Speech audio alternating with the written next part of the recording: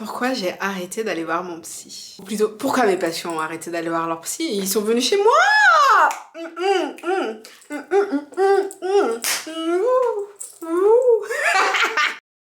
Salut la compagnie, j'espère que vous allez bien. On se retrouve aujourd'hui pour cette nouvelle petite vidéo sur pourquoi j'ai arrêté d'aller voir un psychologue ou une psychologue au final, parce que franchement, il y a autant les hommes que les femmes.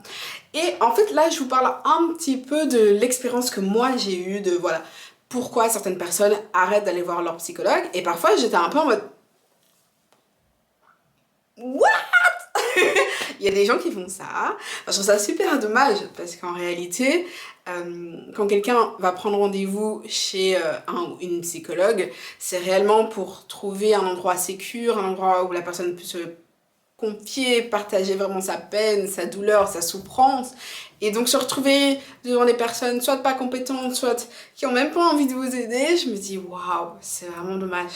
Mais donc aujourd'hui, on va en parler de ces quelques expériences. Et oui, il y a des psychologues qui s'endorment pendant les séances. Voilà. En fait, je rigole, mais le pire, hein, j'aimerais vous dire qu'il n'y a qu'une seule personne qui m'a dit ça. Mais pas du tout, pas du tout. Et c'est ça qui me fait peur, c'est vraiment... je vais pas dire que c'est normal, parce que c'est pas normal que ça arrive, mais j'ai beaucoup d'expériences de personnes réellement, leur psychologue s'est endormi pendant la consultation, donc ils ont pu avoir les... Je sais pas si je fais ça bien. La go est déjà préparée. Et clairement, non, ce n'est pas normal. Je pense que vous venez pour être écouté. C'est vraiment souvent la première demande pourquoi quelqu'un vient voir un ou une psychologue. Et donc, voir que la personne s'endort pendant que vous lui parlez, c'est quand même un manque de respect. Enfin, moi, je trouve que c'est un manque de respect. Si ça m'arrivait, réellement, je serais fâchée. Et je pense que vous avez le droit de dire quand quelque chose ne vous plaît pas lors d'une séance. Moi, j'ai aucun souci avec ça et je pense qu'il faut que toutes les personnes de la santé puissent être ok avec ça pour aussi se remettre en question de temps en temps, c'est important. Et donc non, qu'un psychologue s'endorme, vous n'avez pas accepté ça. Vous êtes là pour parfois avoir des conseils, pour parfois avoir leur avis, pour pouvoir voilà, vous développer en tant que personne. Et donc je trouve ça afférent que les psychologues s'endorment. Et vous avez le droit de changer de psychologue. Voilà, si ça arrive, n'hésitez pas à changer de psychologue. N'hésitez pas aussi à donner votre avis sur Google, sur ce que vous voulez. Non, peut-être pas sur tout ce que vous voulez. Mais sur Google, sur le psychologue, parce que ça aide. Et ça vient aussi, par exemple, à l'expérience numéro 2, où justement, j'ai une personne dans mes connaissances qui a été voir le psychologue sur Google avant de prendre rendez-vous. Non, je mens. Après avoir déjà pris rendez-vous, et après avoir pris rendez-vous mais pas encore eu la consultation, cette personne s'est dit attends, je vais quand même aller voir sur Google les avis. Et là, catastrophe. Mais quand je vous dis catastrophe, parce que ok, on peut avoir 2-3 avis négatifs, et encore négatifs, ça dépend de ce que la personne dit, mais parfois ça ne matche pas, et la personne a envie de dire ça va pas matcher, ou alors par exemple, on peut avoir des notes un peu plus basses parce que les locaux ne plaisent pas. Moi j'avoue, j'ai déjà été dans une consultation moi-même pour aller voir une psy, et les locaux ça faisait très sombre, c'était pas très bien, enfin, vous voyez, c'était pas trop à l'aise quoi. Après parfois je pense, par exemple pour mes consultations à Bruxelles, quelque chose de sombre et un peu intimiste, je crois que ça peut être un plus dans le sens où les gens viennent réellement pour parler de sexualité, et donc ça rappelle aussi que c'est un sujet un peu intime, mais là en tout cas moi ça m'avait pas mis à l'aise, et c'est vrai, après voilà, j'ai pas pris l'effort de mettre un avis Google en plus négatif, voilà, alors que j'ai été qu'une seule fois et que je savais que j'allais pas y retourner. Mais parfois ça peut être intéressant d'aller voir les avis réellement. Moi aussi j'ai une mauvaise expérience, pas par rapport à un psychologue, mais voilà, en fait on ne pense pas assez. Enfin moi j'ai pas ce réflexe, je l'avoue, j'ai pas du tout ce réflexe. Et ce qui est bien avec Google, c'est que l'entreprise ou le praticien a pas le droit de supprimer. Vous voyez, donc c'est réellement voilà ce qu'il y a, et voilà, il avait été voir les avis Google et que des avis négatifs. Mais c'est même pas genre 5 petits avis, non, des gros avis aimés à chaque fois par 30 personnes. Vous voyez ce que je veux dire? Non, mais en vrai, quand on y pense, c'est une dinguerie, et c'est une dinguerie que Enfin après il peut pas les enlever donc voilà, mais qu'il y ait quand même des gens qui y vont et que, enfin voilà, il y a vraiment que des avis négatifs. Et donc clairement, la personne que je connais a enlevé son rendez-vous, voilà, il s'est dit non. Mais donc réfléchissez-y et pensez-y. Ah, de temps en temps, juste aller un peu checker les avis pour être sûr que ça soit carré. Expérience numéro 3. Il y a une chose à savoir quand vous allez voir un psychologue ou une psychologue, c'est que normalement la personne n'est pas là pour donner son avis. Voilà, je pense qu'il faut un peu le préciser. C'est pas votre copine, c'est pas votre copain.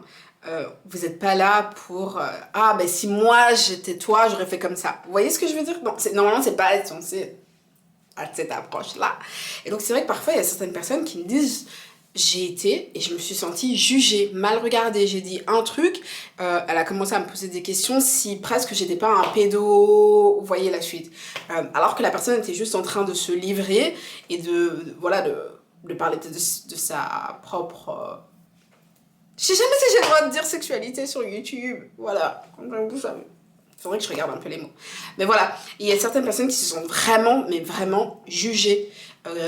Et non, c'est pas le but, c'est que voilà, vous vous livrez, qu'on puisse discuter, voir différents angles, voir comment vous pouvez aller mieux. Et en fait, se sentir jugé pour un petit acte, parce que parfois c'est réellement un petit acte, et quand on parle de quelque chose d'aussi intime et de se sentir jugé sur ça, ça fait très très mal, parce que c'est facile quand on parle de sexualité, de se sentir pas dans la norme et d'avoir l'impression d'être anormal, d'aimer des choses pas normales alors que parfois on fait rien de mal, vous voyez. Et donc il y a certains praticiens qui ont cette tendance à vouloir donner leur avis, à juger les gens, à poser des questions peut-être parfois aussi beaucoup trop cash ou beaucoup trop voilà, sur le passé des gens et qui sont pas spécialement encore prêts à en parler. Et donc c'est aussi en tant que praticien à sentir quand la personne est prête à en parler, à sentir aussi si la personne est quelqu'un qui a besoin d'avoir des réponses plutôt cash, des questions cash. Voilà, moi j'ai par exemple une patiente, elle aime ça. Voilà, il faut que je lui parle quand je lui dis quelque chose.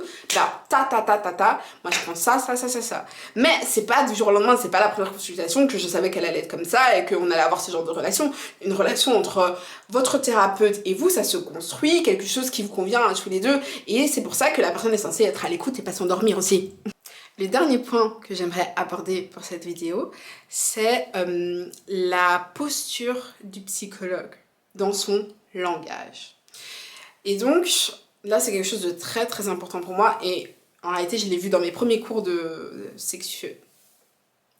Dans mes premiers cours pour être sexologue, d'accord. Et donc, c'est pour ça que ça m'étonne un petit peu que ça puisse arriver. Après, enfin, on connaît pas la formation de tout le monde, c'est ça qui est dingue. C'est pour ça aussi, si vous connaissez un petit peu tout ce qui est psychologie, etc., regardez la formation du psychologue que vous allez voir.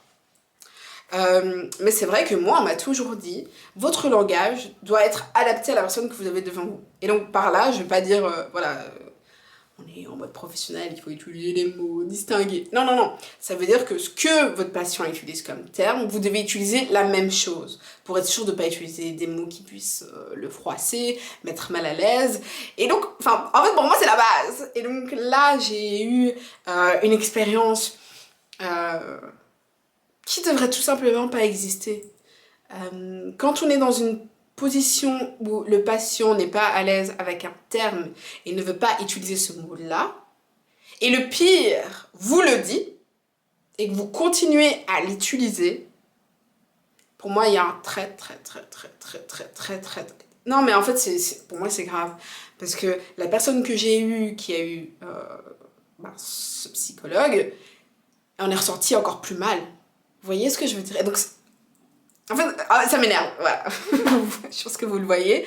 Parce que le but, et moi je le dis toujours au début, c'est que vous ayez bien. Donc si vous sortez de chez moi et que vous sentez encore plus mal que quand vous êtes arrivé, non! Enfin, de temps en temps, ça peut arriver parce que ça a déclenché quelque chose. Et encore, même là, souvent, vous me dites, ben, oui, j'ai pleuré, je me suis senti mal, mais ça m'a libérée. Et donc, quand votre patient vous dit, mais stop, en fait, ça m'énerve qu'il y ait certains psychologues qui continuent. Voilà, je vous le dis, ça m'énerve. On peut pas faire ça. Les gens viennent avec une souffrance et ils ont besoin d'être recueillis et d'être à l'aise. Et c'est pas à vous de les mettre encore plus mal, quoi. Enfin... Voilà. Après, je dis ça, les personnes qui regardent cette vidéo sont certainement pas psychologues. Et c'est pour ça que je vous dis réellement, choisissez bien. Et si vous vous trompez de tonton, c'est pas grave. Mais voilà, j'espère que cette vidéo vous aura aidé au moins à checker ce qui est vraiment important. Parce que j'ai juste plus envie que ça arrive. Voilà, voilà. Alors, j'espère que cette vidéo vous a plu. On se retrouve normalement la semaine prochaine pour un petit vlog et pour une vidéo aussi assise. Enfin, je vous promets des trucs, hein, genre 2 vidéos. Là, c'est vrai que ça fait 2 semaines qu'on fait qu'une vidéo par semaine. Parce que justement, il y a le projet dont je vous ai parlé dans la vidéo de la semaine passée qui est vraiment en train de se développer. D'ailleurs, je vous mets en barre de description un questionnaire si voilà vous êtes une femme et vous avez envie de peut-être participer. Nous on est en train de voir en fait si l'atelier pourrait plaire aux femmes, donc n'hésitez pas à répondre aux questions. En tout cas, moi je vous revois de toute façon la semaine prochaine, soit sur 1 ou 2 vidéos, et je vous souhaite beaucoup d'amour et je vous fais des gros bisous. Mouah.